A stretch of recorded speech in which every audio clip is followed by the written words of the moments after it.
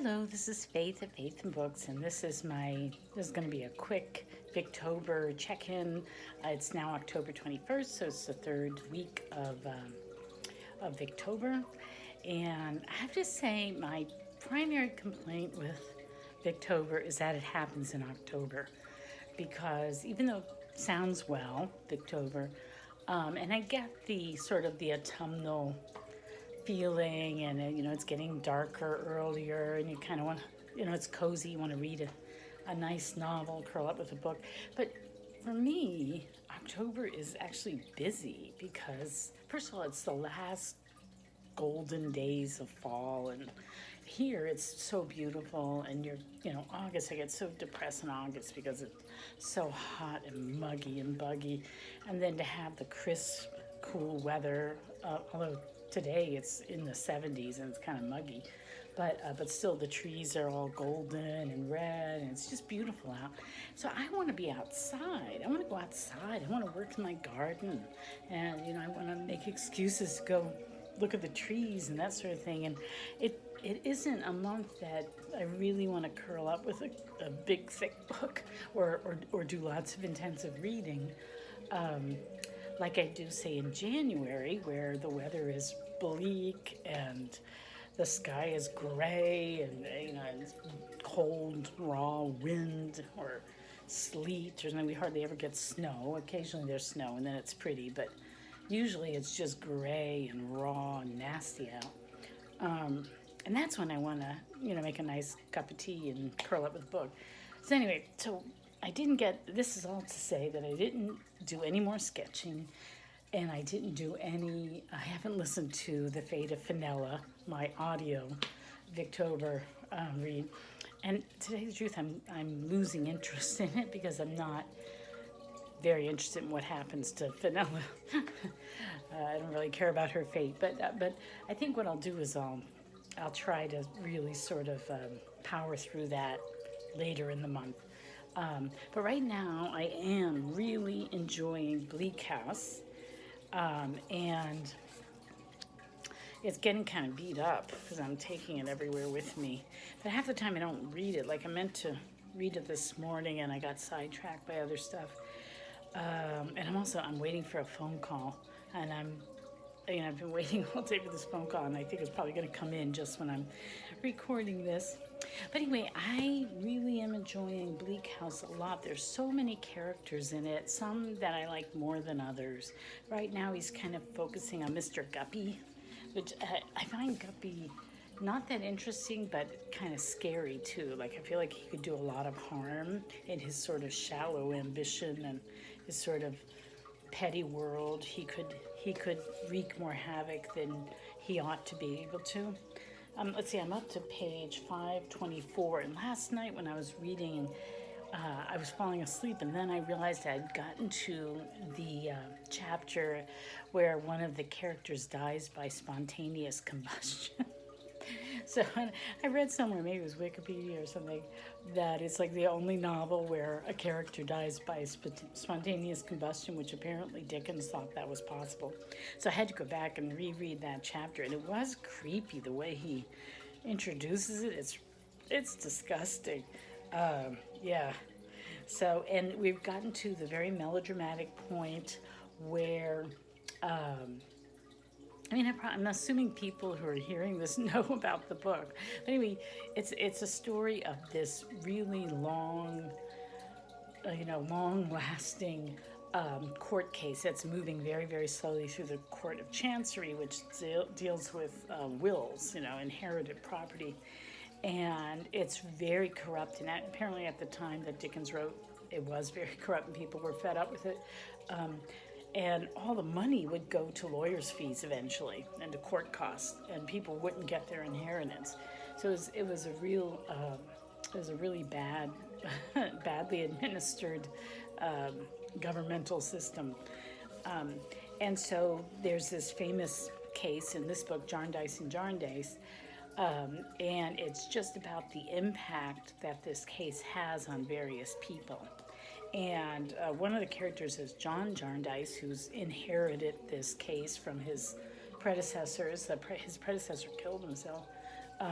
but he's a very kind man who likes to help people, and he's taken in 3 young people. 2 of them are cousins who are expected, if the case ever ends, to come into wealth from it, into their inheritance, and that's Richard Carstone and Ada Claire. And they're cousins, distant cousins, and they've fallen in love. They're very sweet young people.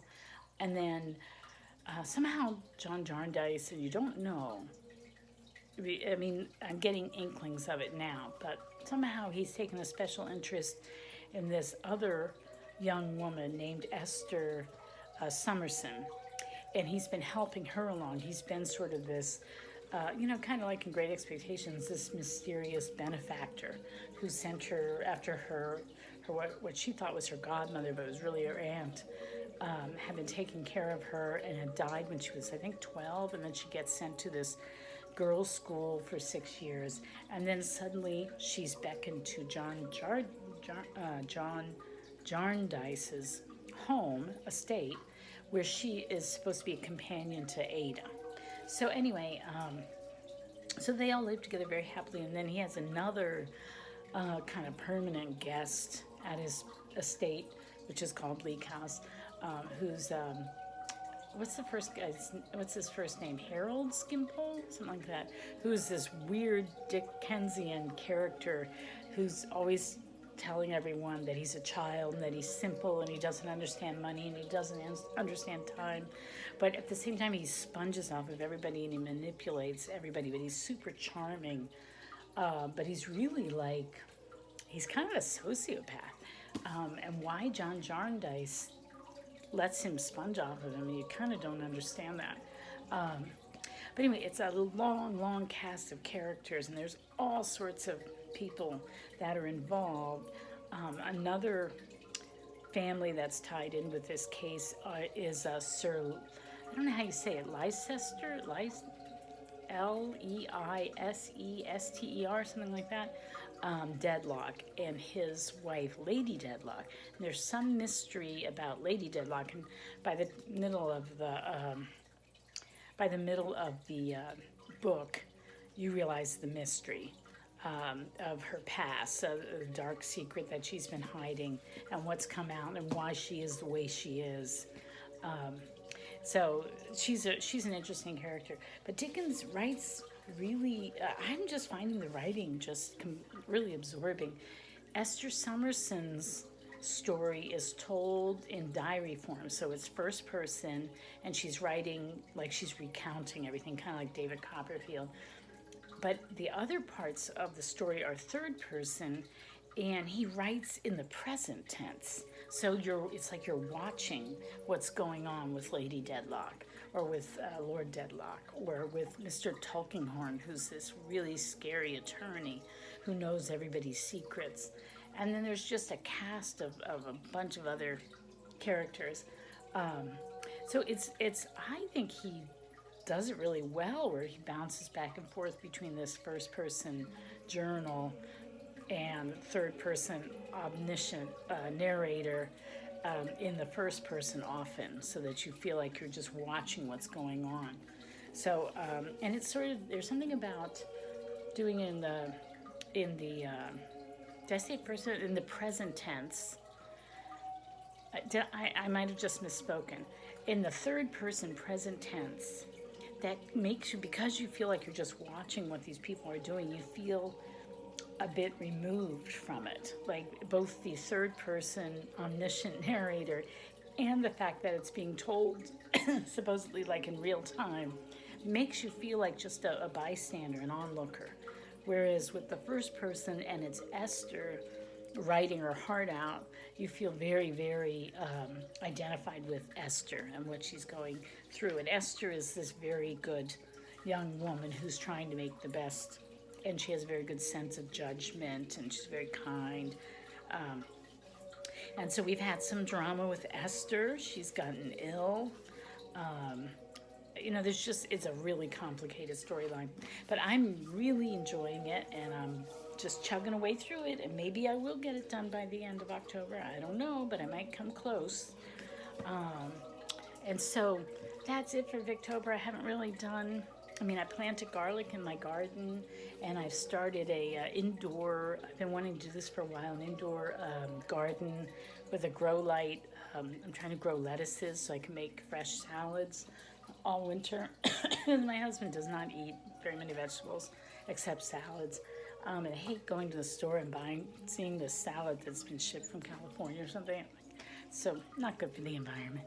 So I'm trying to do that, and very non-Victober type things. But I am enjoying watching other people's Victober vlogs. They're really fun, like Jennifer Brooks and Kate Howes and others. So anyway, 10 minutes I've rattled on. I thought this was going to be really, really quick. Anyway, so happy Victober, and I'll talk to you next time. Bye. Take care.